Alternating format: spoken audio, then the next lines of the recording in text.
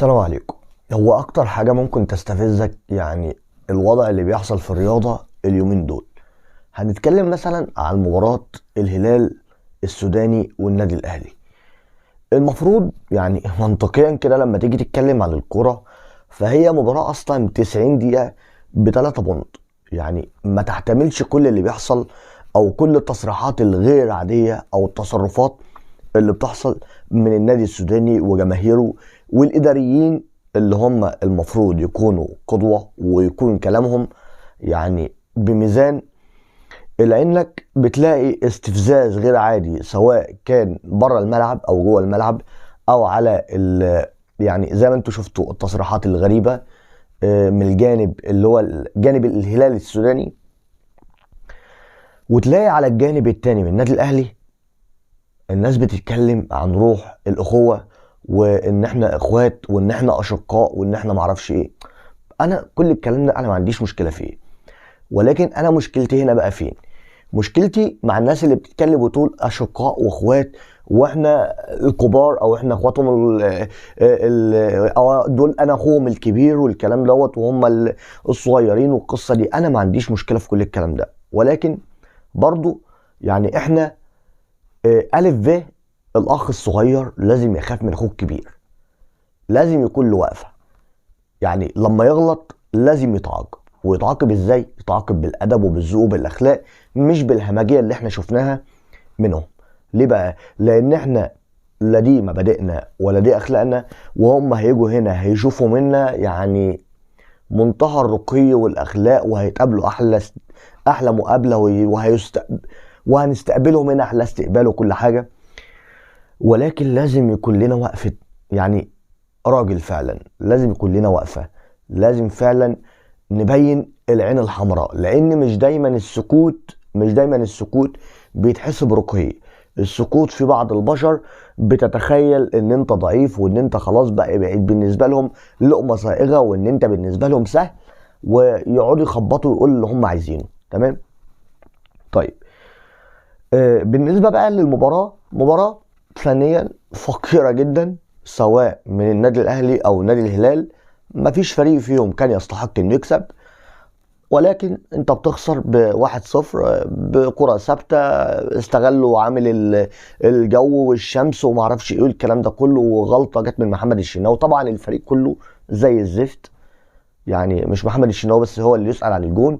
ولكن انت النهارده فنيا مش موجود، ما رحتش اصلا المباراه. فاللي جاي ان شاء الله باذن الله، اللي فات ده خلاص مش هنتكلم فيه، او هنقول نقطه بقى ومن اول السطر ونبدا من جديد. واللعيبه لازم تصالح الجماهير اللي هي واقفه في ظهرهم، الجماهير اللي هي بتساند لحد اخر ثانيه، الجماهير اللي هتفضل تدعم الكيان،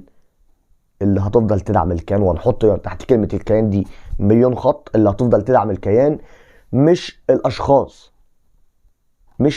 ومش عشان خاطر مباراة هنهد المعبد ونقول اللعيبة ما تنفعش واللعيبة ما اعرفش، لان اللعيبة دي هي ما فرحتنا كتير. تمام؟ واذا كان في على الجانب التاني او الجانب الزملكاوي في ناس بتقلل من انجازك او بتقلل من لعبك في كاس العالم، زي ما بنشوف التصريحات. والاخ رئيس النادي عندهم اللي طالع النهارده يقول لك ايه، النادي الاهلي خسر من الهلال، الاهلي خسر، المنافس خسر من الهلال النهارده. عايز الناس تطلع تقول له على مرتضى، خليك في فريقك وخليك في الوكسه اللي انتوا فيها. انتوا حصاله على الاقل، انتوا اتحسب عليكم اول خساره في تاريخ الكره الجزائريه على نادي مصري في ارض مصريه، فانت اصلا حصاله. فما تتكلمش، خليك في خيبتك انت الاول، وخليكم في فريقكم الاول، وبعد كده ببصوا على النادي الاهلي وبصوا بيعمل ايه وبيخسر ولا بيكسب ولا الكلام دوت. تلاقي ان احنا واثقين في فريقنا، وان شاء الله رب العالمين. احنا دلوقتي لعبنا مباراه، قدامنا 5 مباريات، 5 مباريات ب15 نقطه، وان شاء الله باذن الله مش هنفرط في اي نقطه ثانيه. وان شاء الله هنطلع كمان باذن الله. عندنا امل وعندنا ثقه كبيره جدا في اللعيبه ان احنا كمان ان شاء الله هنطلع اول المجموعه باذن الله. وان شاء الله البطوله دي باذن الله هتكون مصالحه للجماهير، وكلنا ثقه في الجماهير، كلنا ثقه في الاداره، كلنا ثقه في اللعيبه، كلنا ثقه في المدرب العبقري. ومش عشان خاطر مباراه انا دي نظرتي في المدرب، دي نظرتي في مارسيل كولر، ان هو مدرب عبقري. سواء بقى النهارده خانوا الحظ بقى او خان التوفيق او ما دارش المباراه بشكل مش كويس. وطبعا يعني كان يعني انا لما طلع اتكلم برضو عن حته التحكيم، برضو هنخش بس في حته التحكيم. لما طلع اتكلم عن حته التحكيم، يعني المفروض على اللي موجودين في النادي الاهلي، المصريين اللي موجودين في الجهاز بتاع الجهاز، المصريين اللي موجودين في الجهاز الاداري او الفني، كانوا فهموه حته التحكيم وعرفوه ان هو ده التحكيم اللي موجود في افريقيا وفي اوسخ من كده، وعرفوه الاجواء اللي موجوده، عرفوه ان انت هتلعب في اوقات اصعب من كده، هتروح تلعب في جنوب افريقيا الساعه 3 برضه نفس الكلام، حتى ولو كانت الظروف عندهم تسمح ان هم يلعبوا بالليل، بس هي دي نقطه ضعفك فلازم تلعب عليها ولازم تقويها.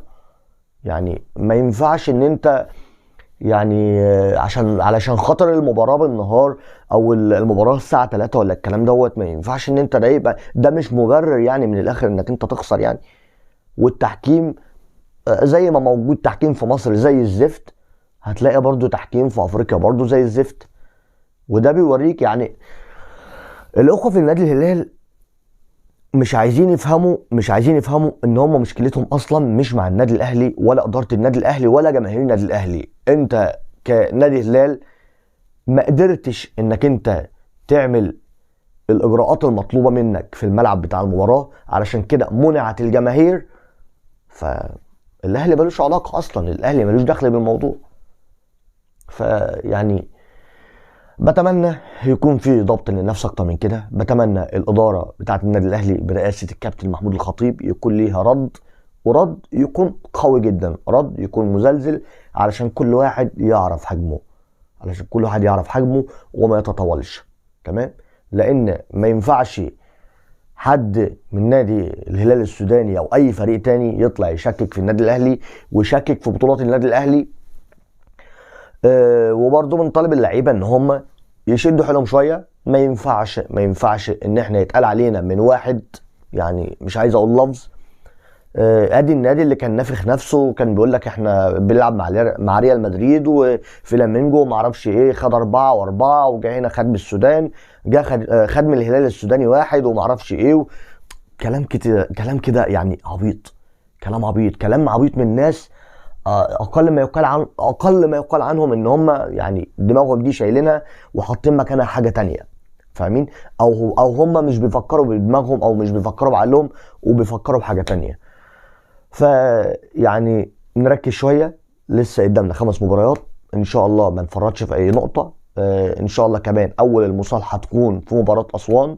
عايزين ان شاء الله من الرجاله اداء ونتيجه، عايزين اداء ونتيجه، دي هتكون اول مصالحه مع الجماهير بس. وبالتوفيق ان شاء الله.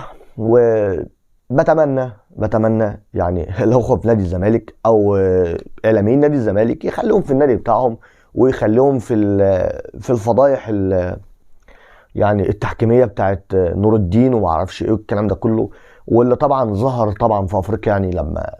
يعني لما بعدوا عن الحكام بتاعتهم، اديكوا شفتوا النتيجه واديكوا شفتوا الاداء. وهو ده نادي الزمالك، وهو ده فرقه بقت فاضيه، فرقه فعلا بقت فاضيه. ليه؟ لان الاداره عندهم بقت بتطلع اللعيبه الحلوه وما بتجيبش حد مكانها. بيطلعوا امام عاشور علشان خاطر يجيبوا معرفش مين كده، وسامسون اكينيولا والوردي ونضاي وحاجات كده ما يعلم بها غير ربنا، يعني مالناش دعوه بيهم. ربنا يصلح حالنا وحالهم، وربنا يكرمنا ان شاء الله، والجاي ان شاء الله احسن، وربنا يكرمنا ان شاء الله. وعايز اقول الاهلاويه كلهم ما يقلقوش، لان ان شاء الله الاهلي في حته تانية. واشوفكم على خير في فيديو جديد. سلام.